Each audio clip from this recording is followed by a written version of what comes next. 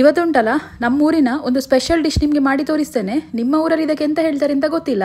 Video ಎಲ್ಲ complete ನೋಡಿ ಆದ ಮೇಲೆ ಉಂಟಲ್ಲ ನನಗೆ ಕಮೆಂಟ್ ಸೆಕ್ಷನಲ್ಲಿ ತಿಳಿಸಿ ಆಯಿತಾ, ನಿಮ್ಮ ಊರಲ್ಲಿ ಇದಕ್ಕೆ ಎಂತ ಹೇಳ್ತಾರೆ ಅಂತ. ಇದು ನೋಡಿಕೊಂಡು ಉಂಟಲ್ಲ ನಾನು ಪೂರಿ ಮಾಡ್ತಿದ್ದೇನೆ ಅಂತ ಅಂದ್ಕೊಳ್ಬೇಡಿ ಆಯಿತಾ. ಪೂರಿ ಅಲ್ಲ ನಾನು ಇವತ್ತು ಮಾಡೋದು.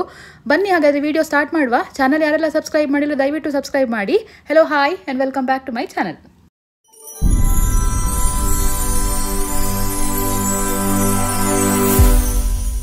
ಇಲ್ಲಿ ಒಂದು ಬೌಲ್ಗೆ ನಾನು ಕರೆಕ್ಟ್ 1.5 ಕಪ್ಪಷ್ಟು ಮೈದಾ ಹಿಟ್ಟು ತಗೊಳ್ತಾ ಇದ್ದೇನೆ. ನಾನು ಕರೆಕ್ಟ್ ನಿಮಗೆ ಅಳತೆ ಹೇಳ್ತೇನೆ ಯಾವ ಐಟಮ್ ಎಷ್ಟೆಷ್ಟು ಹಾಕೊಳ್ಬೇಕು ಅಂತ ಆಯಿತಾ. ಇಲ್ಲಿ ನಾನು ಮೈದಾ ಹಿಟ್ಟು 1.5 ಗ್ಲಾಸಷ್ಟು ಹಾಕ್ಕೊಂಡಿದ್ದೇನೆ. ಇನ್ನು ಇದಕ್ಕೆ 1/4 ಗ್ಲಾಸಷ್ಟು ರವೆ ಇದಿಷ್ಟು ಹಾಕಿಕೊಂಡು ಉಂಟಲ್ಲ ಸ್ವಲ್ಪ ರುಚಿಗೆ ಅಂತ ಬಿಳಿ ಎಳ್ಳು ಹಾಕೊಳ್ತಾ ಇದ್ದೇನೆ. ಕಪ್ಪು ಎಳ್ಳು ಇದ್ದರೆ ಅದನ್ನು ಸಹ ಹಾಕೊಳ್ಬೋದು, ಅಥವಾ ಎಳ್ಳು ಇಲ್ಲ ಅಂತ ಇದ್ದರೆ ನೀವು ಸ್ಕಿಪ್ ಮಾಡ್ಕೊಳ್ಬೋದು, ಏನು ತೊಂದರೆ ಇಲ್ಲ.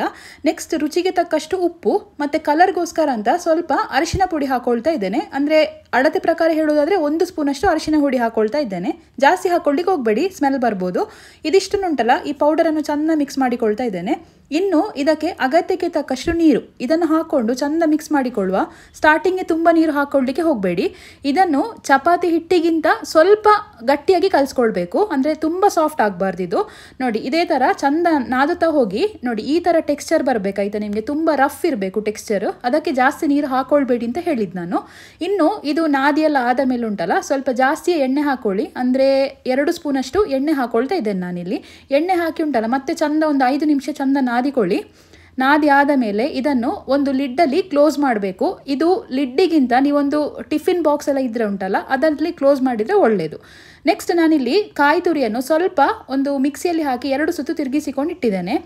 ನೆಕ್ಸ್ಟ್ ಇಲ್ಲಿ ಒಂದು ಪ್ಯಾನ್ ತಗೊಂಡಿದ್ದೇನೆ. ಇದಕ್ಕೆ 1 ಕಪ್ಪಷ್ಟು ರವೆ ಹಾಕ್ಕೊಂಡು ಚಂದ ಲೋ ಫ್ಲೇಮಲ್ಲಿ ಇದನ್ನು ಹುರ್ಕೊಳ್ಬೇಕಾಗ್ತದೆ. ಹೈ ಫ್ಲೇಮಲ್ಲಿ ಇಡಲಿಕ್ಕೆ ಹೋಗಬೇಡಿ, ಇದು ಕತ್ತೋಗೋ ಚಾನ್ಸಸ್ ಇರ್ತದೆ. ಆದಷ್ಟು ನಿಧಾನ ಇದನ್ನು ಹುರ್ಕೊಳ್ಬೇಕು.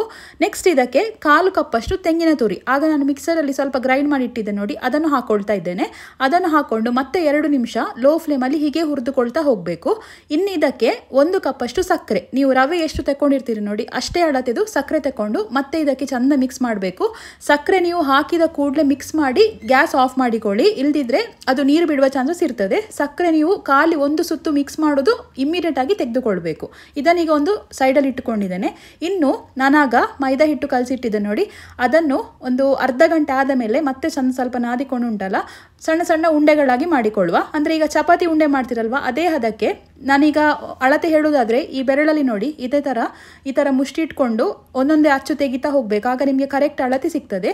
ಇದೇ ಥರ ಇದರಲ್ಲಿ ನನಗೆ ಒಂದು 6-7 ಉಂಡೆ ಬಂದಿದೆ ಆಯಿತಾ. ಹೀಗೆ ತೆಗಿತಾ ಹೋಗಿ. ನೀವು ಸ್ವಲ್ಪ ಕೈಗೆ ಎಣ್ಣೆ ಒರೆಸಿಕೊಂಡ್ರೆ ಒಳ್ಳೆಯದು, ನಿಮ್ಗಾಗ ಈಸಿಯಾಗಿ ಬರ್ತದೆ ಉಂಡೆ ತೆಗಿವಾಗ. ನೋಡಿ ಇಷ್ಟು ಉಂಡೆ ಆಗಿದೆ. ಇನ್ನಿದನ್ನು ಚಂದ ಉಂಡೆ ಮಾಡಿಕೊಂಡು ಉಂಟಲ್ಲ ಈ ಚಪಾತಿ ಕಲಿಸ್ತೇವೆ ನೋಡಿ ಅದೇ ಥರ ಒಂದೊಂದು ಚಂದ ಉಂಡೆ ಮಾಡಿಕೊಂಡು ನಾದಿಕೊಳ್ಳುವ ಕೈಯಲ್ಲೇ ಸಣ್ಣದಾಗಿ. ನೋಡಿ ಈ ಥರ.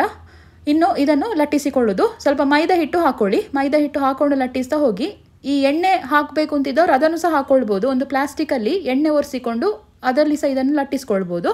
ನಾನಿಲ್ಲಿ ಮೈದಾ ಹಿಟ್ಟನ್ನು ಯೂಸ್ ಮಾಡಿಕೊಳ್ತಾ ಇದ್ದೇನೆ. ನೋಡಿ ಇದು ಈ ಪೂರಿ ಆಕಾರಕ್ಕೆ ನೀವು ಲಟ್ಟಿಸ್ಕೊಳ್ಬೇಕು, ತುಂಬ ದೊಡ್ಡದು ಮಾಡಲಿಕ್ಕೆ ಹೋಗಬೇಡಿ. ಇನ್ನು ಇದಕ್ಕೆ ನಾನು ಆಗಲೇ ಸ್ಟಫಿಂಗ್ ರೆಡಿ ಮಾಡಿದ್ದೆಲ್ಲ ರವೆ, ತೆಂಗಿನಕಾಯಿ ಮತ್ತು ಸಕ್ಕರೆ, ಇದನ್ನು 1 ಸ್ಪೂನಲ್ಲಿ ಹಾಕ್ಕೊಳ್ತಾ ಇದ್ದೇನೆ. ಜಾಸ್ತಿ ಹಾಕ್ಕೊಳ್ಳಿಕ್ಕೆ ಹೋಗಬೇಡಿ, ಅಂದರೆ ನೀವು ಇದನ್ನು ಮತ್ತೆ ಲಟ್ಟಿಸ್ಕೊಳ್ಳುವಾಗ ಬ್ರೇಕ್ ಆಗುವ ಚಾನ್ಸಸ್ ಇರ್ತದೆ. ಈ ಸ್ಟಫಿಂಗ್ ಹಾಕಿ ಉಂಟಲ್ಲ ಮೋದಕದ ಶೇಪಲ್ಲಿ ಇದನ್ನು ಜಾಯಿಂಟ್ ಮಾಡ್ತಾ ಹೋಗಬೇಕು. ಕಂಪ್ಲೀಟಾಗಿ ಇದನ್ನು ಅಂಟಿಸಿಕೊಳ್ಳಿ. ಮೇಲಿನ ಪಾರ್ಟನ್ನು ಕಂಪ್ಲೀಟಾಗಿ ಅಂಟಿಸಿಕೊಂಡು ಮತ್ತೆ ಇದನ್ನು ಲಟ್ಟಿಸ್ತಾ ಹೋಗಬೇಕಾಗ್ತದೆ. ನೀವು ಜಾಸ್ತಿ ಪ್ರೆಷರ್ ಹಾಕಿ ಲಟ್ಟಿಸ್ಬೋದು, ಏನು ತೊಂದರೆ ಆಗೋದಿಲ್ಲ. ಯಾಕೆ ಹೇಳಿದರೆ ಇದು ಮೈದಾ ಅಲ್ವಾ, ಅಷ್ಟು ಬೇಗ ಸ್ಟಫಿಂಗ್ ಇದರ ಹೊರಗಡೆ ಬರುವುದಿಲ್ಲ. ಈ ಗೋಧಿ ಹಿಟ್ಟು ಅಕ್ಕಿ ಹಿಟ್ಟೆಲ್ಲ ಯೂಸ್ ಮಾಡಿದರೆ ನೀವು ಲಟ್ಟಿಸ್ಕೊಳ್ಳುವಾಗ ಸ್ಟಫಿಂಗ್ ಹೊರಗೆ ಬರುವ ಚಾನ್ಸಸ್ ಇರ್ತದೆ. ಆದ್ದರಿಂದ ನೀವು ಆರಾಮಾಗಿ ಲಟ್ಟಿಸ್ಕೊಳ್ತಾ ಹೋಗ್ಬೋದು. ಪೂರಿ ಆಕಾರ ಮಾಡಿದರೆ ಸಾಕಾಗ್ತದೆ. ಇದೇ ಥರ ನಾನು ಎಲ್ಲ ಉಂಡೆಗಳನ್ನು ಲಟ್ಟಿಸ್ಕೊಂಡು ಹೋಗ್ತಾ ಇದ್ದೇನೆ. ನಮ್ಮ ಕಡೆ ಉಂಟಲ್ಲ ಯಾವುದೇ ನೀವು ರೆಸ್ಟೋರೆಂಟಿಗೆಲ್ಲ ಹೋದರೆ ಉಂಟಲ್ಲ ಬೆಳಿಗ್ಗೆ ಹೊತ್ತು ಅಥವಾ ಸಂಜೆ ಹೊತ್ತು ಈ ತಿಂಡಿ ಅಂತೂ ಸಿಕ್ಕೇ ಸಿಗ್ತದೆ, ಅಷ್ಟು ಫೇಮಸ್ ಆಯಿತಾ ನಮ್ಮ ಊರಲ್ಲಿ. ಕರಾವಳಿ ಭಾಗದಲ್ಲಿ ಎಲ್ಲ ಕಡೆ ಈ ತಿಂಡಿ ಮಾಡುವಂಥದ್ದು. ಮತ್ತು ಈ ಬ್ಯಾಂಗ್ಳೂರೆಲ್ಲ ನನಗೆ ಸಿಗ್ತದೆ ಅಂತ ಗೊತ್ತಿಲ್ಲ, ನಾನು ನೋಡಲಿಲ್ಲ ಈ ತಿಂಡಿ ಇಷ್ಟವರೆಗೆ. ಅದಕ್ಕೋಸ್ಕರ ನೀವು ಮನೇಲಿ ಟ್ರೈ ಮಾಡಲಿ ಅಂತ ಈ ರೆಸಿಪಿ ನಿಮಗೆ ತೋರಿಸ್ತಾ ಇದ್ದೇನೆ. ಇನ್ನು ಈ ಎಲ್ಲ ಉಂಡೆಯನ್ನು ನಾನು ಪೂರಿ ಆಕಾರಕ್ಕೆ ತಂದಿಟ್ಕೊಂಡಿದ್ದೇನೆ. ನೆಕ್ಸ್ಟ್ ಇದನ್ನು ಎಣ್ಣೆಗೆ ಬಿಟ್ಟುಕೊಳ್ಳುವ. ಎಣ್ಣೆಗೆ ಬಿಟ್ಟು ಹೀಗೆ ಇದರ ಮೇಲೆ ಎಣ್ಣೆ ಹಾಕ್ಕೊಳ್ತಾ ಹೋಗಿ, ಆಗಲೇ ನಿಮ್ಗೆ ಇದು ತುಂಬ ಉಪ್ಪಿ ಬರ್ತದೆ. ನೀವು ಸ್ಟಫಿಂಗ್ ನೋಡಿ ಎಷ್ಟು ಚಂದ ಮಾಡಿರ್ತೀರಿ ಅಥವಾ ಹಿಟ್ಟು ಎಷ್ಟು ಚಂದ ನಾದಿರ್ತೀರಿ ಅಷ್ಟೇ ಚಂದ ಇದು ಉಬ್ಬಿ ಬರ್ತದೆ ನೋಡಿ. ಅಂತೆ ಪೂರಿ ಹಾಗೆ ಬರ್ತದೆ. ಇದು ತುಂಬ ಒಳ್ಳೆಯದಾಗ್ತದೆ ಆಯಿತಾ ಮತ್ತೆ ತಿನ್ನಲಿಕ್ಕೆ. ಇದರಲ್ಲಿ ಖಾರ ಕೂಡ ಮಾಡ್ಬೋದು. ಖಾರಕ್ಕೆ ನಾವು ಇದಕ್ಕೆ ಬಿಸ್ಕುಟ್ ರೊಟ್ಟಿ ಅಂತ ಹೇಳ್ತೇವೆ.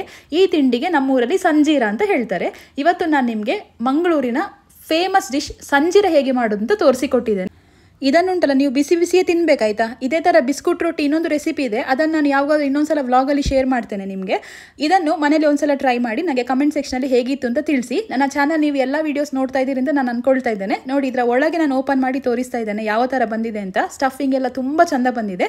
ಸೊ ಖಂಡಿತ ಟ್ರೈ ಮಾಡಿ. ಇದೇ ಥರ ಹೊಸ ಹೊಸ ರೆಸಿಪೀಸ್ ಜೊತೆ ನಾನು ನಿಮಗೆ ಮತ್ತೆ ಸಿಗ್ತಾ ಇರ್ತೇನೆ. Till then take care and bye.